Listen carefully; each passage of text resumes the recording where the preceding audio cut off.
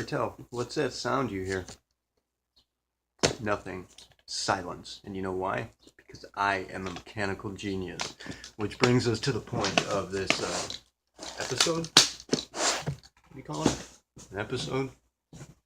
But whatever the case, this video is intended to be a two-part crossover event for principle dynamics and secular theology, kind of explaining, for the most part, the premise and purpose of this course in particular, both of them really, but particularly secular theology, and giving a couple brief examples as to how it works and what we're doing with it.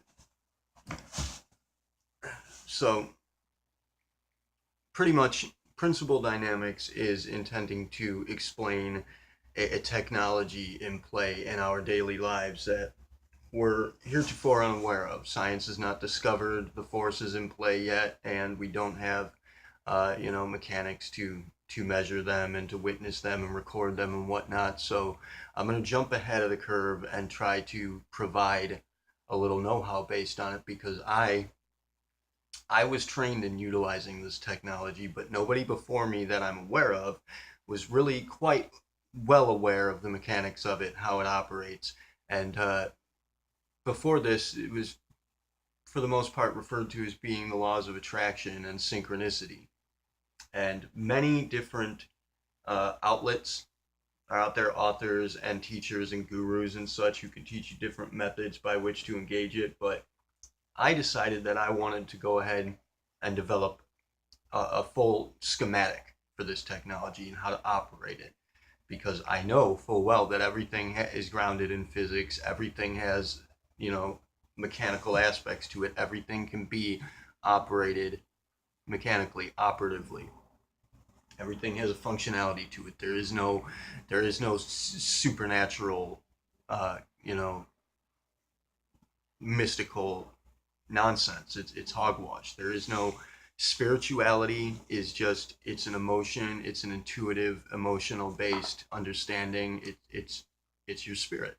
But the forces at work behind spirituality, namely, the advent of synchronicity and, engaging the laws of attraction and whatnot, they're mechanical. They're very real. There's laws of physics apply to them. Now, ultimately, beneath it all, these laws are based on your own logic and your own understanding. It's a personal thing, and this, I believe, is why we have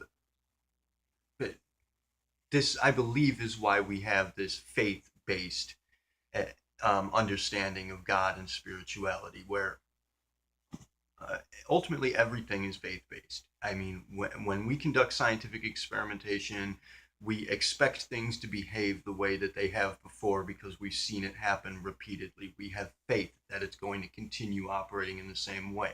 We have faith that the laws of physics are going to stay in play. But as I said, the laws of physics themselves are ultimately a personal understanding. However, they are based in a collective personal understanding. You can't really, from what I can tell so far, and of course we're going to go ahead and try to, but from what I can tell, you cannot break somebody else's physical laws. Which we'll get into exactly what I mean by that. But I personally believe that, and this is my personal opinion, my understanding, and the understanding shared by several colleagues, the Foundation for the most part, that the concept of God itself really is the technology in play. It's the tool by which we maneuver through the world. It's the tool by which we create ourselves. That for the most part, you are the mind. You're the operative influence upon the body. The body and its connection to the world and the entirety of everything that is physical and happening, that's what God is. Your body is God, and you have a relationship to it. You're capable of influencing it, and indeed, God works for you. God is intended to be a friend to you that you can kind of ask to do things for you, like a genie in the bottle. God is this tool by which you create. It is the creative force. It is the technology in play that allows for you to express yourself, to become yourself, to create who and what you wish to be. Now, For the most part, people have referred to this as being the laws of attraction. And as I said, these laws, the laws of attraction, we have an understanding of for the most part. But in this regard, with time mechanics or now principle dynamics and our understanding of it and what God is and how it operates, your relationship to it, the relationship between value and matter, it's largely an illusory concept. And the Buddhists, they have this idea down pat. They always did. Life is, the world is an illusion, and they knew that. And there's several different layers to that that we're going to investigate here. Several different variations of how to what's the word? How to relate to that, or how to damn, what's the word? I always forget the word. I always forget a word, man. How to interpret that? That's what I'm looking for. But when you find the interpretations that line up, that match up, that's what we'd have to consider to be truth. When you find an interpretation that matches up for per every layer and matches up universally with people, that's the hardline reality. That's the truth. The values that line up consistently. And that's what we're going to be searching for here. Now, as I was saying, it ultimately it's all an illusion. It's the very laws of attraction in play are personal. You create them. You can identify with them. You can relate to them in certain ways, but for the most part, you have created them. It's your mind. It's your essence. It's your operative influence that's in play creating these laws. But, most people, well, most everybody is going to already have, laws in place. Now, as I said, I think that faith, particularly the idea of having faith in God, which again is this tool, this technology, having faith in that, it's because it's a personal experience, because it's not something that's shared by everybody, and because ultimately the aspects that, control the maneuvering of it are personal. And so it's experiential, it's personal experience based, and it relates directly to you on the spot, every moment, everywhere you go. So it is faith based. And as I've said before, one of my personal mottos, aside from excellence as a habit, is faith. Having faith means knowing that you run the show. And you do in fact create these laws. You utilize the laws of physics as a base to create your own fundamental magnetic compatibility, your own signature that operates in a certain way to kind of maneuver you around the world and to maneuver the pieces of the world around you. And you're constantly playing sort of against other people, but in cooperation with them at the same time in doing this. However, as I was saying, most people have an operating system already in place by their nurturing. They grew up learning certain things, certain factors were imposed upon them or impressed upon them. They learned things on their own. Everybody has their own value system in play. And so, I mean, if you wanted to, you could go ahead and, being that the whole world, essentially we're treating the whole world as though it's a placebo effect. Your life is a placebo effect that you're using the brain to negotiate, to create, and that brain, this body, that influence is what God is in under our presumption. So you could go ahead and just go down through your value system, break it all down to scratch and rework it from the ground up if you wanted to. But why? I mean, if you already have an operating system in place, why not just learn how to make use of it properly? And there's really only one fundamental mechanic that's in play in regards to this. Well, there's going to be two fundamental mechanics, but the first fundamental mechanic of time, of principle dynamics, not time mechanics anymore, principle dynamics as we're teaching it, is that time indeed moves in reverse, or we are witnessing time in reverse. We are witnessing things inverted. The reason for something exists first, and that is the operative value in play, that reason. The reason that there are aspects attached to that value that are coming from the past.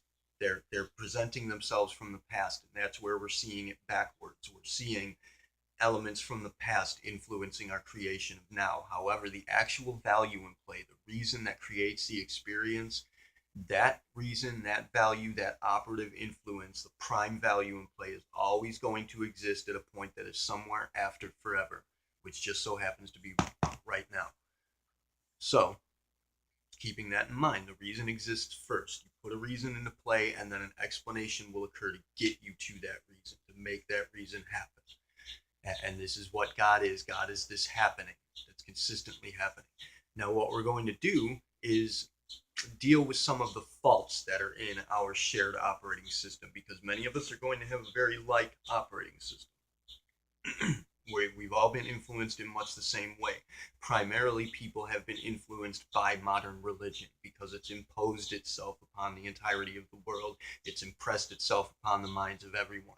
Everyone has the Bible somewhere in the back of their head dictating terms and contracts as to how they can operate in the world to some extent or another. Obviously, some people can ignore it entirely, but those values are still in your brain, still recognizes what it knows of this. And they're all, when we put the term God, the concept of God into play, your brain is always going to be wondering whether or not that's real, whether or not that matters, because the concept of God is this omnipotent, all-controlling presence. So your brain recognizes that, but at the same time, your brain also recognizes that you are this God character. It knows that, and so it associates the two together. And this is the reason why. And Ed, one of the atheists, launched this really weird guy. I'm gonna have to do a response to this video to show you how strange this guy is. But one of the atheist YouTubers did a video saying that the theists, Bible people, fanatics, take it personally when people reject God because they feel as though it's a personal rejection. But in fact, it is indeed that. It is a personal rejection to your brain because the brain knows that you are the God character. However, we've been distracted, disconnected, and cut off from that reality, and we've been programmed to understand God as being this separate entity that is impressed upon us in so many different variations by different religions, different mythologies, different theologies. But this is a theosophy, technically, operating on the presumption that we are having a relationship with a God presence. And ultimately, as I said, the God presence is you, but we are disconnecting one step from it and treating the body and the living world as though it is the God presence instead of us directly, because we want to use it as a tool. We want to experience it. And at the same time, we want to create this illusory character that we're becoming, this personal identity to experience the world and to express our feelings and the truth of ourselves, to challenge ourselves and to make an awesome character and play this game repeatedly. That's the point. That's the purpose. The only purpose is to play, really. And we create this character to do that. Now, as I said, there are going to be faults in everybody's operating system due to these consistencies, these religious factors and whatnot that are put into play. And so what we're going to do with secular theology is kind of, from a pseudo-philosophical perspective, launch an exploration into theology and religion, for the most part modern religion. And of course, we'll jump into other mythologies and spiritualities, but it's going to be modern religion. It's a primary one that's going to be affecting most of us, and it's doing the most damage in the world today. It's holding us all back, and so that's the one we're going to have to get at first and foremost. Now, I should like to state before we get into this that this course is what's the word? It's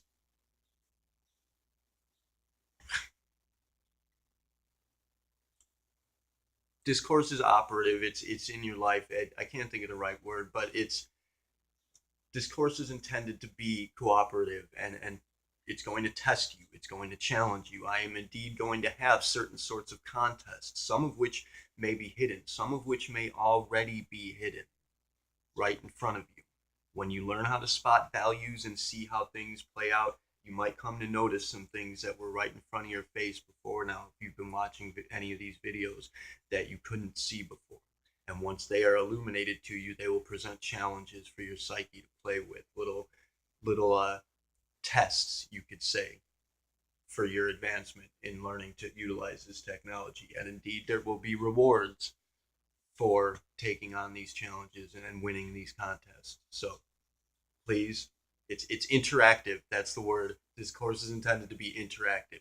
There are, in fact, already little hints and tips, and indeed some contests put into play that you will likely not have been able to see yet until we begin to get into this course and you see how it operates. You're gonna see some things that are gonna start to pop out at you. So to begin with, the Garden of Eden, that's where it begins. Genesis is where it begins. We're not going to get into that yet because that's actually closer to now. That's going to be the Alpha and the Omega. That Genesis story contains the values. Now, before I go forward with this, the operative premise I want you to know for anybody who's questioning, well, why are we treating this story as though true? Because it is, to some extent. The operative premise behind this, behind principle dynamics and secular theology, indeed the entirety of our understanding here with soul mechanics, is that this presence, this God presence that exists, is present here and now, always. It is eternal. Remember, eternality is in play. Singularity, onlyness is the operative influence we need to have in play here when we investigate it. The spectacle through which we're viewing is this first person regard, where it's always going to be the value that exists after forever, as in right here and now, wherever now here happens to be. Nowhere. But no matter how absurd a story may be, and no matter how ridiculous the characters and the setting and just the content of the story may be, where it comes to this sort of thing, and indeed where it comes to anything, you'll see this happening throughout your daily life, everywhere you go. Once you start to look into it, you're able to investigate in this manner. You get a feel for the wayless road, for following the wayless road, and engaging synchronicities in the life in the world. You're going to start to see that this is happening to you all the time. But this presence will speak to you through everything. Its message will get across regardless of how desperately somebody tries to hide it or bury it. It will get through. It will always get through. If you know how to spot the values in play, you're going to see it. And of course, remember, the values that matter are the ones that line up consistently. That's the truth that you're looking for. That's the message. The ones that line up consistently, and of course, there's going to be a presence of timelessness upon it. That's what I call the watermark of God. You can tell when these messages are from this living presence when they have a certain sort of it's like where something might present itself via synchronicity, that you get an idea of something now, but you don't actually know what it is until later, and then later it clicks into place and you see that there was a message given to you by the world that you didn't quite understand until later. That's how you know. When you see shit like that happen, that's how you know. So anyway, Garden of Eden. This one I think is a decent premise to work with in most cases, because it is, in fact, it's an origin story, and that's the primary value in play here with this one, is that it is an origin story, which means it's going that value is affecting now. It's affecting your origin at all times. It's where everything comes from, through the filter of this, especially if you're religiously inclined. This filter is going to be prevalent in your ability to perceive the world, let alone investigate it. It's going to be coming through this, and so this origin is going to be the point of origin for your understanding in every passing moment. Now, as it stands, as it begins, we have the Garden of Eden, and we have God creating Adam and Eve. Adam first from dust or clay, and then Eve presumably from a piece of Adam, which is not the original telling of the story, but it is the one that we know. And so, yes, actually, it's the one you want to believe, because it's the one that's going to matter to you for the most part, unless you're a theologian and you have dug deep into this and you've kind of reprogrammed your operating system in this regard. For the most part, everybody thinks that Eve was created from a piece of Adam, so that's the one you go with. A serpent shows up in the garden, tells Eve to eat the fruit. God had fruit of the tree of the life, or the tree of knowledge of good and evil. I don't really remember which one or what. It doesn't matter. What matters is that there was a tree representing life itself, and that the fruit of this tree is not to be eaten. It's forbidden fruit, and that's going to be standing on a representation of temptation. But we'll get to that in a minute. Serpent tempts Eve to eat the fruit, tells her that when you eat the fruit, you'll be just like God, which, of course, I mean, obviously, we have this concept that when she eats the fruit, she becomes mortal and she's going to die, and all her children are going to be cursed. And so, How close this gets you to becoming like God, I have no idea. But the basic fact of the matter is that, well, God created these children that are all cursed. So, I mean, it's really repetitive. It's a self-reflecting mirror, really. But that could likely be entirely probably not. But anyway, eating the fruit, she hands it off to Adam. Adam tries it too, and they're both banished from Eden. Now, it mentions nothing of a curse, mentions nothing of any change in their perception or anything in that regard, just that they're banished from Eden forever. And uh, and that's it. That's the start of our story. So that's where everything comes from. That's where humanity comes from. Now, going back over this, firstly, let's say that on another level of perception, Christians, for the most part, are going to raise the concept that perhaps it's a metaphorical account, a metaphorical analogy for the temptation of evil. The forbidden fruit represents a temptation of evil, and giving into temptation, it puts you in a bad position. Generally speaking, it's a sin. However, this is obviously a what would you call it, a fraudulent spot. It's a decoy for the most part, just a distraction spot, because and you can tell when something is a distraction spot or a false spot, I guess you could call it. We'll have to develop. Again, remember, we're developing terminology as we go along here. So if anybody wants to step in and give me a cool term to use, we'll kick it around and see how it works. But for right now, we'll call it a false spot, a false, a decoy reality that is meant to distract you. And you can spot these because they're going to be grounded in themselves. This idea that it's the forbidden fruit represents the temptation of evil, the temptation of Satan, which doesn't actually even exist yet, technically speaking. But insofar as the story is concerned, not many people actually know the full story, so it's not really not going to be that prevalent. But there are aspects of it that will be in society. This is a shared understanding that we have. This is our collective understanding as we know. So the idea or the concept, the value system suggesting that this forbidden fruit represents the temptation of evil and giving into the temptation of evil and the consequences thereof is grounded in itself. It's only presentable in the context that it has presented itself. Okay, it's only probable or applicable in the context that it has presented unto itself. So without the story, you have no temptation of evil. Without the Christian story of the Garden of Eden, so it doesn't stand to reason. It does not stand to reason. There's no reason behind it backing it up. It's backing itself up. It's only backed up by itself. It's only grounded in its own suggestion. That's how you spot a false spot, a distraction. Now, also going into another level, from a mechanical view, we could look at it as the penance of time itself, the aspect of creating time, 1 second, one other, the atom, which we know is the base, what we know of, what we most of us consider as being the base, a foundation of our physical reality or physics itself, is going to be the atom, and the Eve, which the Eve is to represent that what comes before, that the time before, and then something transpires thereafter, which creates the Adam and the Eve, thereby creates a consecutive time. And the experiencing of that is what causes a happening. It's what creates an experience. The passing of this time and experiencing the passing of this time is what creates a happening.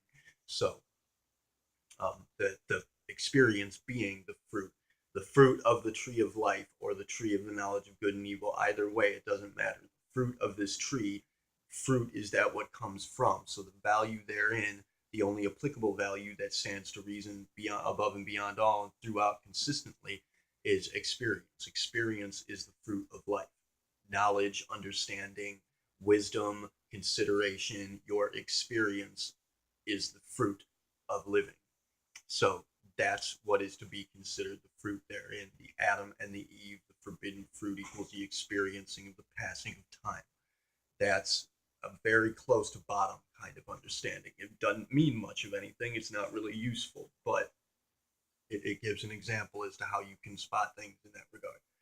You can get to the bottom of something is always going to be, when you hit the boundary, it's going to be a dead end. You can't go anywhere else from there. It just is what it is. It explains itself, matter of fact, bottom line, as is, standard, full stop. That's when you've hit the boundary, and that's when you can see the little messages that are sprinkled around the edges of life itself. Um, Now, of course, we mentioned that the serpent says that she'd be just like God if she eats the fruit, which equates to her being cursed and dying and experiencing the passing of time and life. I'm going to go ahead and think that perhaps that could be representative of the understanding of life, the understanding of the experience, perhaps the value in life, understanding that you are indeed living in a, for the most part, limited time span. You have an expiration date, and that expiration date, keep that in mind. That's going to be one of the primary filters that we have, each and every one of us, is that idea, that concept of an expiration date and the necessity to get things done within a certain time parameter. That's an important filter. We're getting that with another course that I'm going to launch, the Anatomy of Identity, which is going to explain these filters and different aspects of the human entity and how it operates. That one will be a kind of a backing to back up principle dynamics. Ultimately, principle dynamics is going to be the big deal here. Secular theology is an outlet of that. The anatomy of identity is a backing for it. Habitual sexcellence is going to explore it further, utilize the mechanics of it to make examples in a fun kind of way. Everything's going to spring forth from that. Principle dynamics is our foundation. So going back to the beginning and looking over the story, Adam, first man, the origin of everything was created from dust. What does that suggest? Or clay. Could have been clay. Either way. Clay is used to create tools, used to create basins. It's used to create, vessels, really, for the most part. That's what we knew of it. That's what we would have programmed into our DNA given the evolution of our technology. Uh, so that right there, it kind of cements the concept of ownership, of man being a tool that's used in some way. This is the subconscious values. This is how the brain recognizes these glyphs. Shifting glyphs is what elder spotters from way back when would refer to reality as the shifting glyphs, would refer to spotting as reading the shifting glyphs, and they would define this as being kind of like the story of life, God telling the story of life, and the word becomes flesh, the word becomes life. That's a basic understanding from way back when. Everybody shares that. It has a very deep meaning and it's very powerful. And indeed, your word, your language is very powerful, your expression. Dust is nothing, waste. We know that dust is the waste from our body. It's dead skin cells come off. That's the suggestion therein that mankind is nothing, is waste, is a tool to be used by God and discarded. The serpent represents the Kundalini impulse, the serpent fire. This has been known forever and ever and ever. Every spiritual culture, every culture really that has any sense of spirituality whatsoever, will have regarded the serpent as the symbol of knowledge, of understanding, of wisdom, of power. The serpent is the serpent fire. It relates to the Kundalini, and we have, so right there we have the serpent representing that knowledge, that understanding of our innate potential and the true power that we have, the unlocking of our potential and the understanding of ourselves. The serpent has, as it's associated to that now, being the one that tempted Eve to eat the forbidden fruit, thereby implies by association that the serpent is evil and we are to discard it, we are to disregard it, we're to ignore and to avoid it, which puts us back in the idea that we should be ignoring our innate spirituality, that we should be disregarding the power that we have, we should be becoming nothing, waste, allowing for ourselves to be used as a tool, and discarding our own innate potential. That's what that happens right there with that story. And I thoroughly believe it was intended. I think this story was designed, but could not be. It could be a mistake. Nonetheless, the story's being told. The voice of God is getting through the story. The meaning is there. The truth is in the values and the experience thereof. Again, the fruit from the tree of life is going to have been experienced.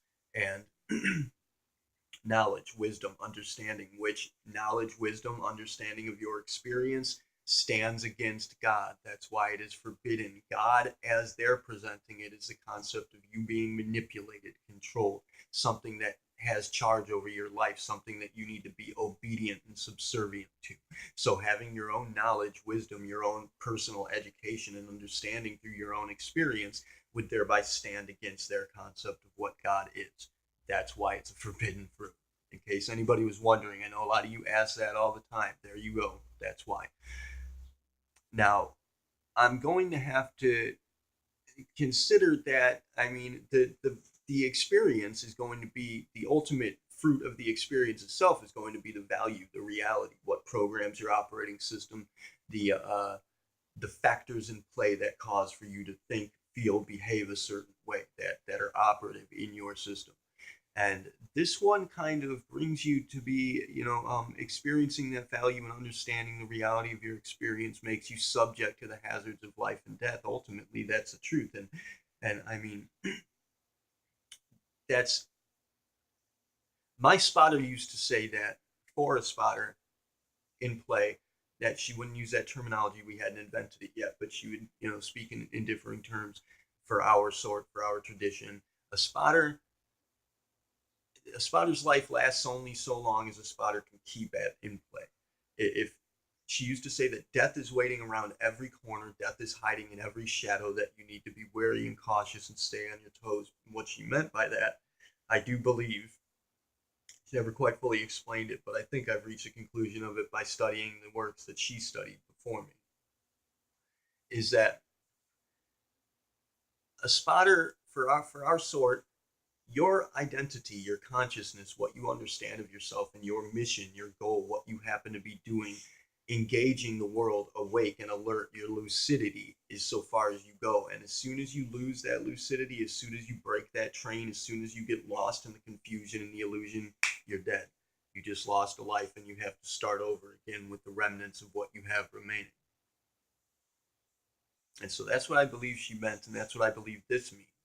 That, you know, uh, remain cognizant and coherent, be lucid, be operative. Try not to do that because that's your life. And indeed, your memory of your experience is what constitutes your life. You can die several times over. Amnesia is a perfect example. You can lose your identity. Psychedelic use can cause for you to have an identity death or an ego death. That's the real death. Death of the body is not real death. The only real death is you losing yourself, your personal understanding, your own identity, being manipulated by others, being handled. That's that's the true death. There is no real death in physics. Nothing dies. Energy cannot be created or destroyed. There is no such thing as death in ultimate reality. Now,